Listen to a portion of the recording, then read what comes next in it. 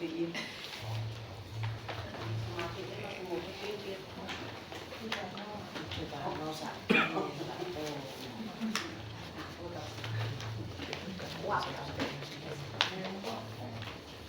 Terima kasih atas waktunya. Selamat malam Bapak Ibu.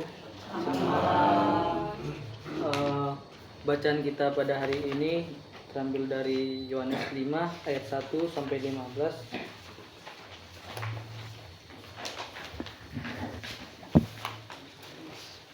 Yohanes 5 ayat 1 sampai 15. Mungkin kita akan bacakan secara bergantian, yang mana Lembaga Alkitab Indonesia memberikan judul penyembuhan pada hari Sabat di kolam Berseba. Sesudah itu ada hari raya orang Yahudi dan Yesus berangkat ke Yerusalem. Di Yerusalem, dekat pintu gerbang domba ada sebuah kolam yang dalam bahasa Ibrani disebut Bethesda, ada 5 serambinya.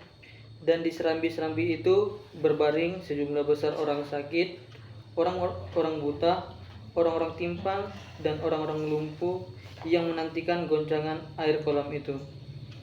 Sebab sewaktu-waktu turun malaikat Tuhan ke kolam itu dan mengguncangkan air itu. Barang siapa yang terdahulu masuk ke dalamnya sesudah guncangan air itu menjadi sembuh, apapun juga penyakitnya. Di situ ada seorang yang sudah 38 tahun lamanya sakit. Ketika Yesus melihat orang itu berbaring di situ, dan karena ia tahu bahwa ia telah lama dalam keadaan itu, berkatalah ia kepadanya, "Maukah engkau sembuh?"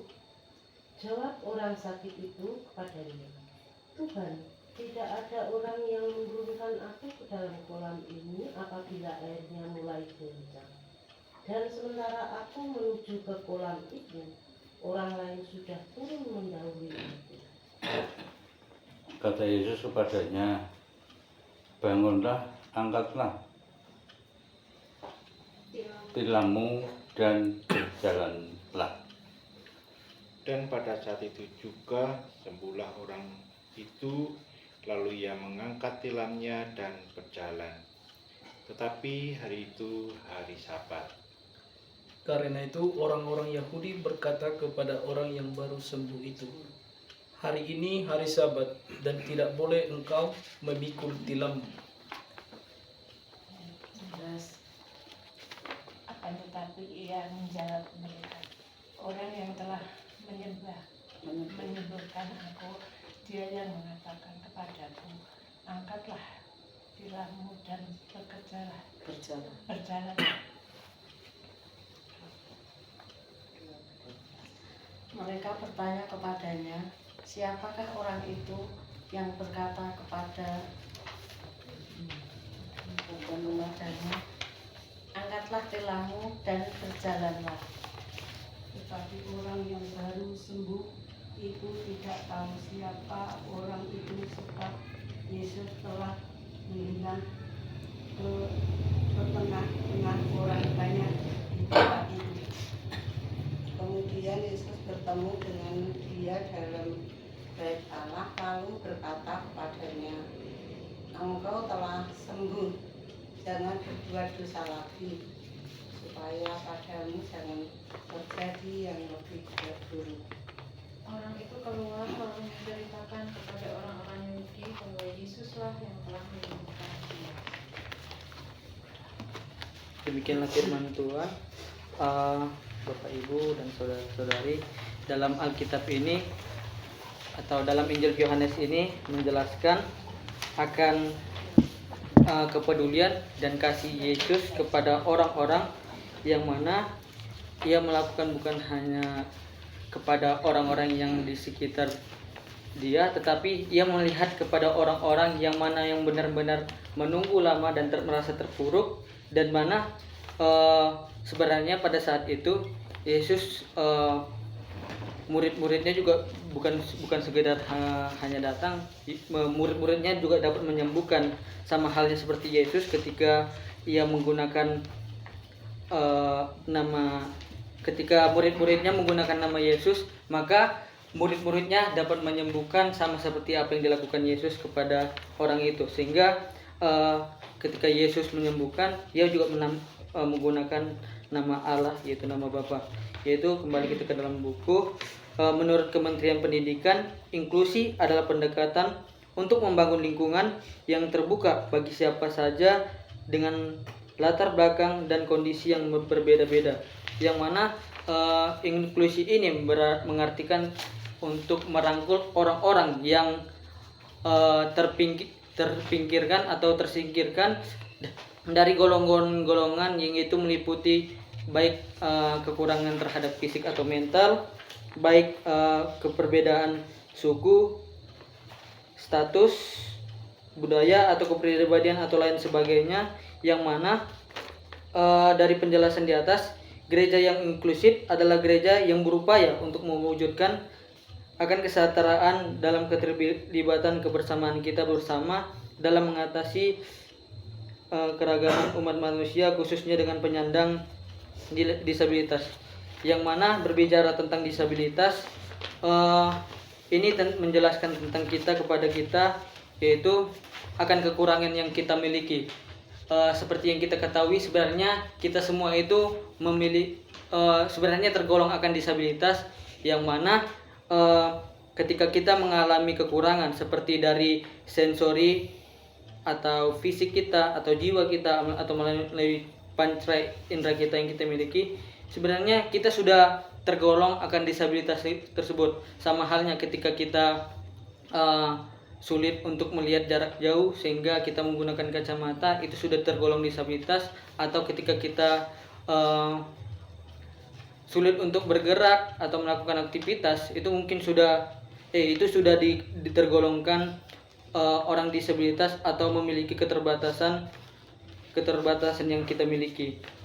Yang mana Organisasi Kesehatan Dunia atau WHO itu mencatat orang dengan disabilitas di seluruh dunia mengalami kesulitan dan keterbatasan untuk mendapatkan fasilitas kesehatan yang layak, pendidikan yang layak, peluang mendapat pekerjaan yang lebih kecil, serta rentan terhadap kemiskinan dan juga tidak jarang untuk mendapat diskriminasi.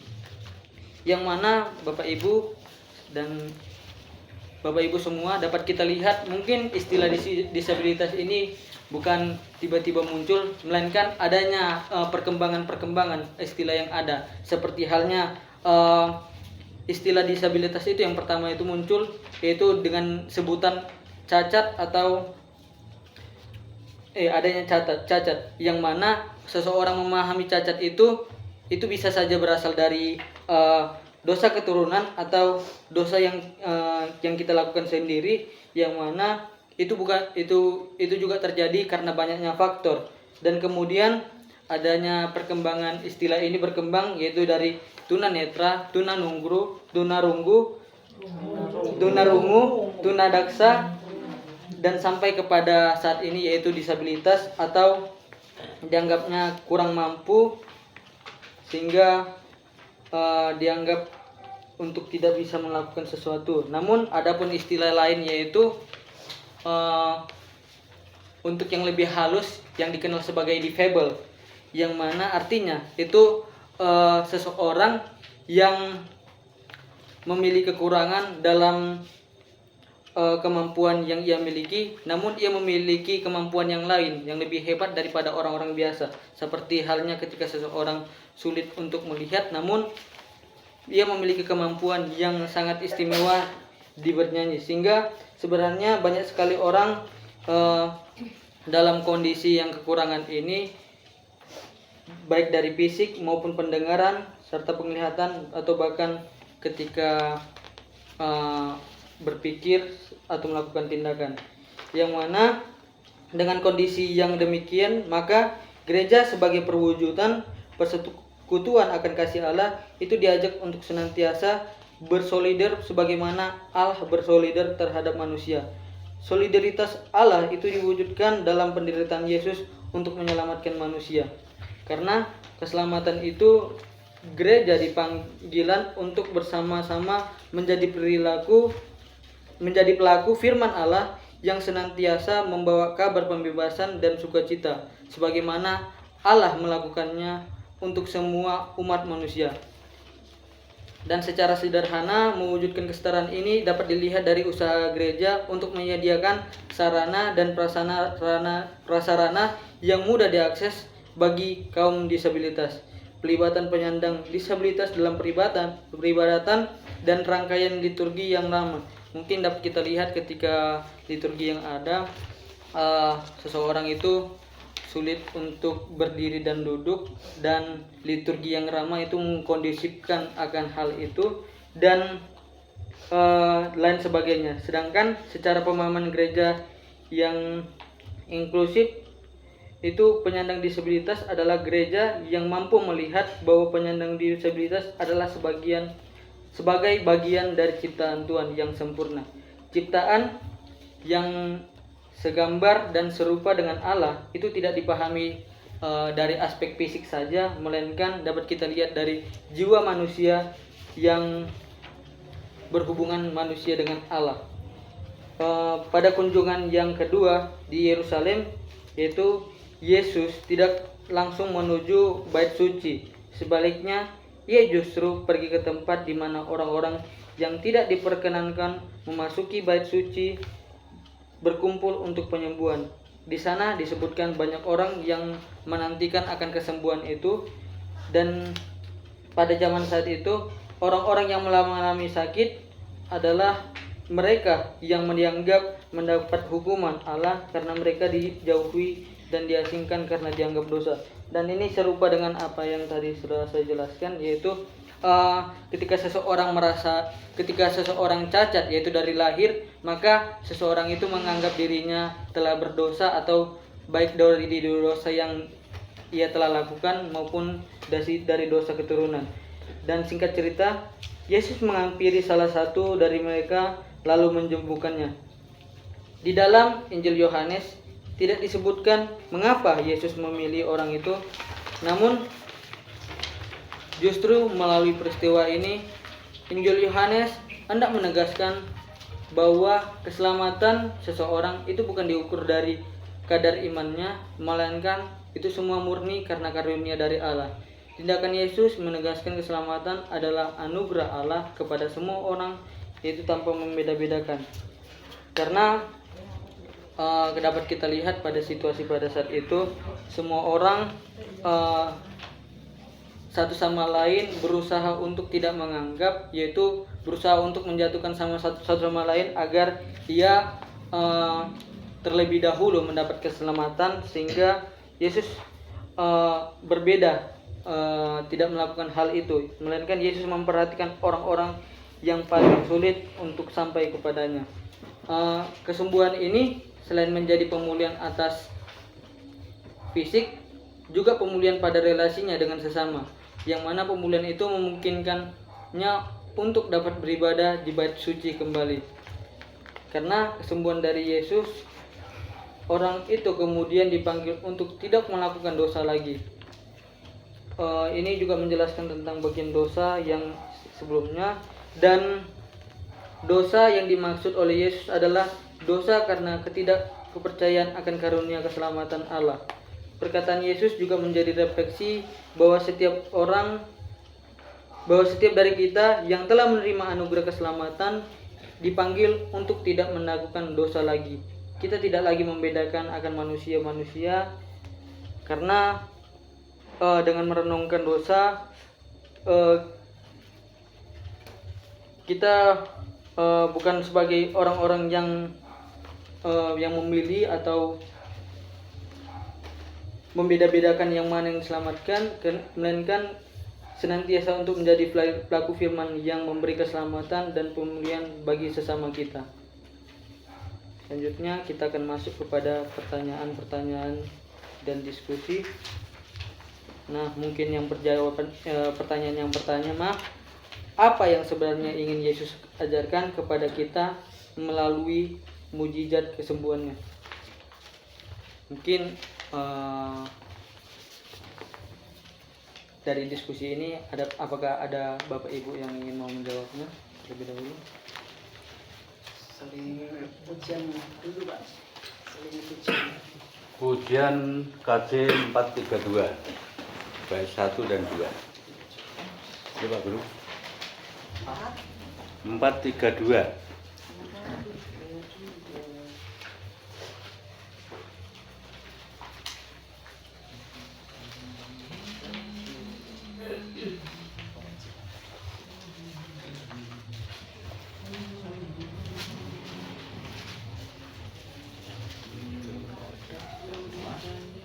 Bait 1 dan 2. Ini cuma 2.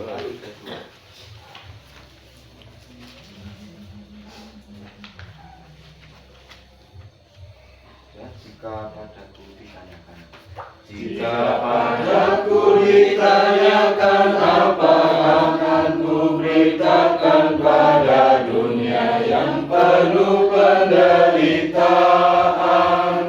kan ku sampaikan kabar baik pada orang-orang miskin, pembebasan bagi orang yang ditawan, yang buta dapat penglihatan, yang tertindas dibebaskan. Sungguh tahun rahmat Tuhan sudah tiba, kerajaan Allah penuh kurnia, itu berita bagi isi dunia. Jika padaku ditanyakan apa akan ku sampaikan pada dunia yang penuh dengan cobaan. Aku bersaksi dengan kata tapi juga dengan karya, menyampaikan kasih Allah yang sejati. Telah tersedia bagi kita pengampunan dan anugerah keselamatan dalam Kristus Putranya.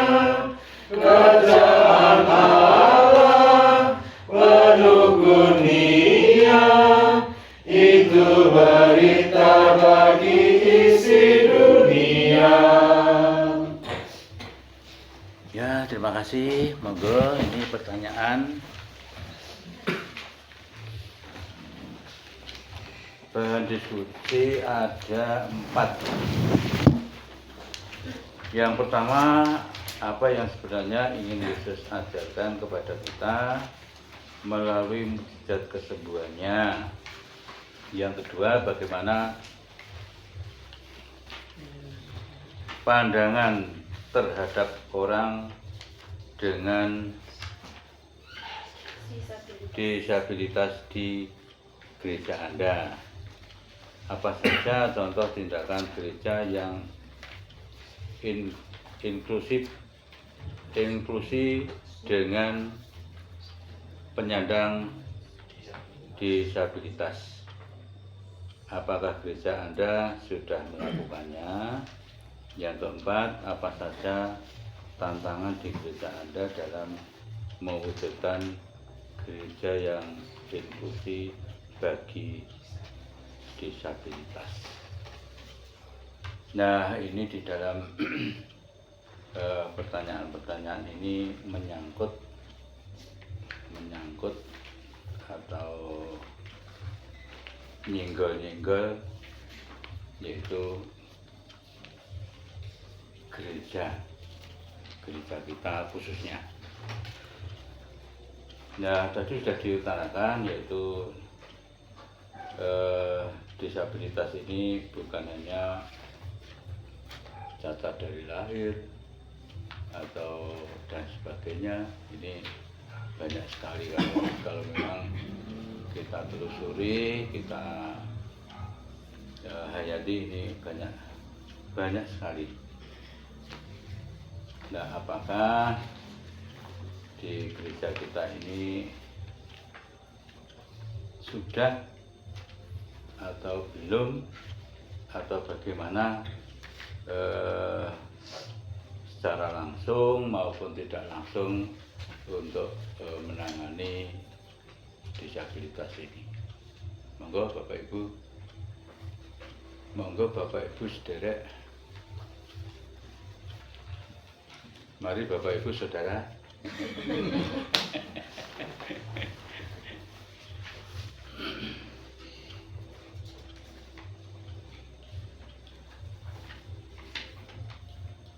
Mau jawab berurutan atau boleh menjawab yang mana saja, Pak? Ya monggo jangan nyandak mungkin kan nyandak nomor 1 ya nomor 1. Nyandak nomor keempat-empatnya ya nggak apa-apa. Ya bebas mawon ya. Ya saya boleh mengawali Pak C. Nggih. Ya saya menjawab nomor 3 saja nggih. Nomor 3 nggih. Nomor 3 pertanyaannya, apa saja contoh tindakan gereja yang inklusif dengan penyandang disabilitas? Apakah gereja kita sudah melakukannya? Itu nggih pertanyaannya. Nah, kalau ini beberapa waktu yang lalu pernah kita membuat inklusi gereja. Misalnya kemarin dulu itu pernah ada ketika kita keluar dari gereja itu kan trap, kemudian gereja pernah memfasilitasi dengan dibuatkan semacam holding yang ke bawah itu. Tapi ternyata justru dengan adanya itu banyak yang kepleset nih Pak, sekarang malah tidak dimanfaatkan. Itu kan mungkin salah satunya tujuan gereja adalah itu memfasilitasi kaum disabilitas agar tidak jatuh dengan memberikan boarding untuk turun ke bawah. Itu salah satunya. Nah, mungkin yang belum adalah, mungkin bisa memberikan masukan ya, yang belum adalah di kamar mandi. Kebetulan di kamar mandi yang samping itu kamar mandi jongkok. Nah, kamar mandi jongkok itu banyak, mungkin dari jemaat kita juga, ketika habis jongkok untuk berdiri itu susah.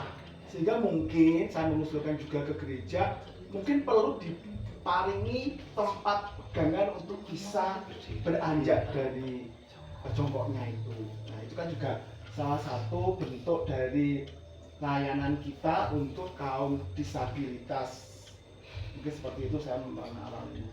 Mau Pak Bobo menambah? Ya, berantai aja. Nanti kau ngebusapen. Pak nggak cakep lagi.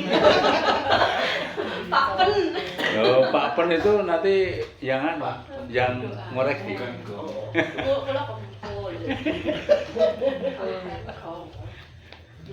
Saya nyambung dikit Pak. Iya, monggo. Saya juga nomor 3 bagian kedua. Apakah gereja Anda sudah melakukannya? Mungkin secara momentum sudah sih ya. Contohnya kalau ada kepanitiaan tertentu terkait hari-hari raya tertentu, di kepanitiaan itu ada seksi transportasi yang salah satu fungsinya adalah menjemput jemaat-jemaat Yeswa. Artinya apa? Jemaat Yeswa kan bisa dikategorikan disabilitas karena mungkin gerakannya sudah tidak bisa berjalan sendiri atau tidak bisa berjalan jauh, sehingga gereja sudah terlibat di dalam ini tadi layanan untuk peduli disabilitas. Gitu Pak Arnold.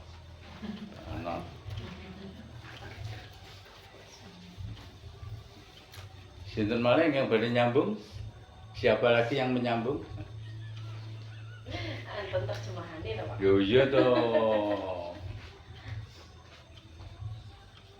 Monggo ucapan. Jadi kok konge. Malahannya ketoknya.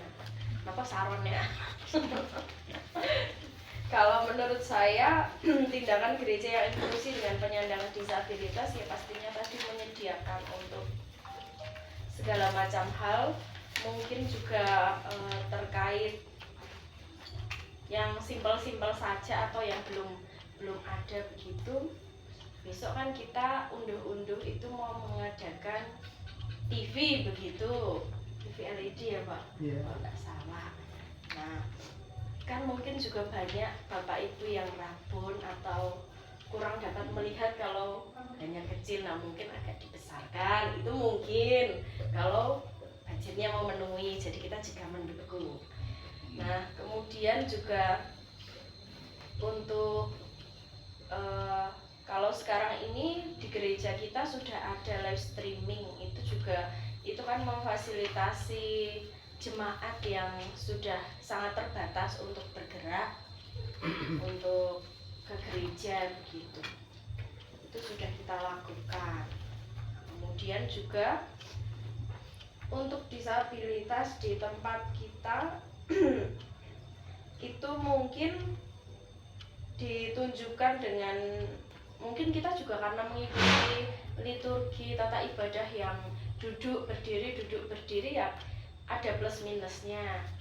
Kadang kalau duduk berdiri untuk yang tidak kuat itu juga sulit begitu, tetapi tidak dipaksakan kan, pasti ada yang itu pasti ya ada yang tetap duduk dan kita tidak mempermasalahkan.